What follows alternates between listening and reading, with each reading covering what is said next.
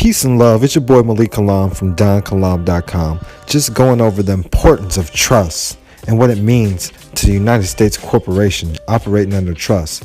This is taken from the chair of St. Peter, demonstrating the bankruptcy under the Detroit Trust, the city of Detroit Trust, man.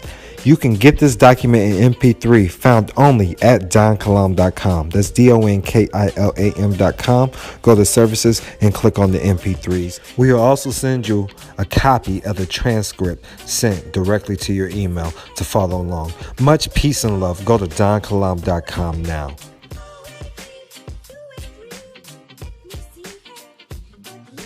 '78, Robert Michael Marquez or Marquez? Marquez. Good afternoon.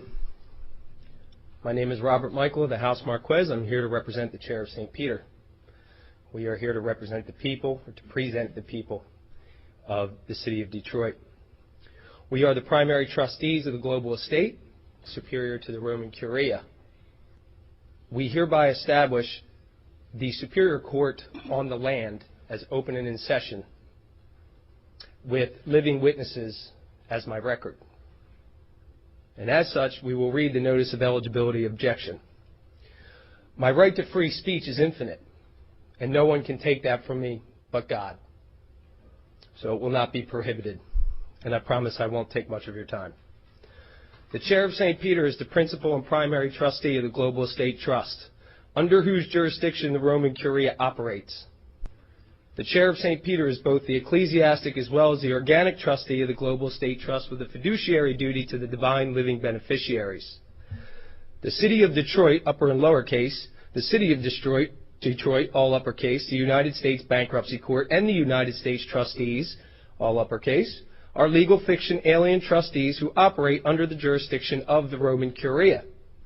The people of the city of Detroit, the true creditors in the matter at hand, have requested the chair of St. Peter intervene on their behalf to officially object to the proceedings and to compel the return of the property to the principal for administration in original jurisdiction. The creditors in the bankruptcy, the city of Detroit, officially object to the eligibility of the city of Detroit as a debtor for the following. The 300-year-old city of Detroit is financially solvent, as the inhabitants thereof have the ability to pay via set-off all obligations when properly presented with a bill, as all accounts are prepaid. The legal fiction, the city of Detroit, has failed to tender a valid bill containing a sum certain, thereby preventing satisfaction in accord to facilitate the continued economic slavery of the people of the city of Detroit. The bankruptcy petition is intentionally confusing, misleading, and failing to stipulate the specific meanings of the words used in the petition, while employing multiple and diabolically opposed meanings to the words in the body of the document, identifying the inhabitants as creditors and then debtors with a need to be protected from themselves in bankruptcy. Number three, it is the less than 80-year-old legal fiction, the city of Detroit, a device which has been intentionally mismanaged by politicians, bureaucrats, and consultants, whose wordsmithing and sleight of hand that has to cast the inhabitants into economic slavery, which is intentionally insolvent. The city of Detroit is a device created by the trustees and administration guardians operating under the jurisdiction of the Roman Curia, who having tricked the people into pledging their property as collateral, which has fraudulently converted the true creditors into debtors, reducing the creditors to the status of insolvent paupers having no rights. The city of Detroit is a legal fiction alien who has hypothecated the credit of the people of the city of Detroit and holds the private matching funds, who refuses to execute the set-off of debt for the settlement and closure of the accounts to return the city of Detroit, lowercase, and the city of Detroit, uppercase, to solvency. These are two different entities. It has been established, in fact, that the city of Detroit is a legal fiction, all uppercase, a legal fiction alien whose ownership and or control over the property and credit of the people is adversely affecting the Global Estate Trust as well as the living beneficiaries thereof. The people, the true creditors, and the principal, in reference to the bankruptcy of the city of Detroit, hereby set forth the remedy, to wit: the immediate set-off of the debt for settlement and closure of the accounts, liquidation of the legal fiction, the city of Detroit, and the immediate return of the property via escheat to the principal for administration in original jurisdiction. We have proposed a Detroit recovery plan to implement this. As we Sir, your look time around, is up. I will give you another moment or so. it's going to be about 3, but I will wrap up as soon as possible. As we look around us, we can see that managing the economic emergency since 1933 has not turned out so well for the people.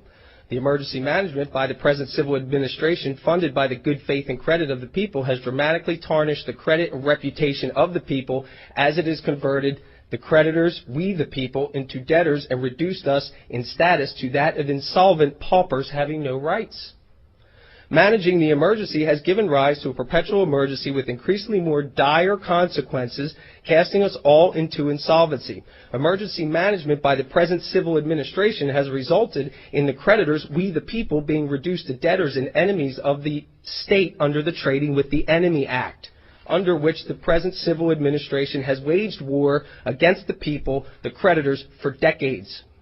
They have waged economic war against the people as well as a war against crime, war against drug, war against hunger and homelessness, and a war against terrorism, which has resulted in dramatically increased crime, increased illicit drug abuse, increased hunger and homelessness, and increased terrorism and war. Detroit is a clear example establishing the evidence that management of the economic emergency delivers to us an even greater emergency with which to manage, all at the expense of the people, the true creditors. Management by the present civil administration has turned Detroit into what looks like a war zone, destroying our neighborhoods, our families, our family values, and our sense of community. Please wrap up, sir. The present 14th Amendment legal fiction corporate, thank you. The present 14th Amendment legal fiction corporate, the City of Detroit shall immediately settle all accounts, zero the debt via set-off, and make whole all the creditors, making the return of the property to the principals, and distribute the mezzanine funds to the living beneficiaries. The City of Detroit shall immediately cease the auction and or sale of property and assets of the people, as well as all lotteries, and immediately convey the property to the new administration. An interim mayor and city council shall be appointed and empowered under the Charter of 1857 to make the transition back to solvency. The interim government shall be provided the tools necessary to set off the debt and begin the distribution of the mezzanine funds, thereby returning the people of Detroit to abundance and prosperity. The Post.net banking network has been established by the Universal Postal Union in conjunction with the U.S. Department of Commerce as a global banking network to facilitate the electronic funds transfers, EFTs, to discharge the debt and make the return of the property in the exchange. All right, I have to ask you to terminate your statement now, sir. Hey, wait a minute. There are Title 18 protections in place for me. May I have your attention, sir? It appears to me that what you are saying to me is directly from what you filed with the court, yes. and I read it, so I've already seen. So it is written, so it is done. You're saying, because as the fiduciary trustee, all fiduciary trustees will be held accountable, and if the order is not carried out, there will be war crimes assessed. All right, so I have to ask you to terminate your statement now. I will not terminate it. It stands. Thank you. All right. Thank you, sir.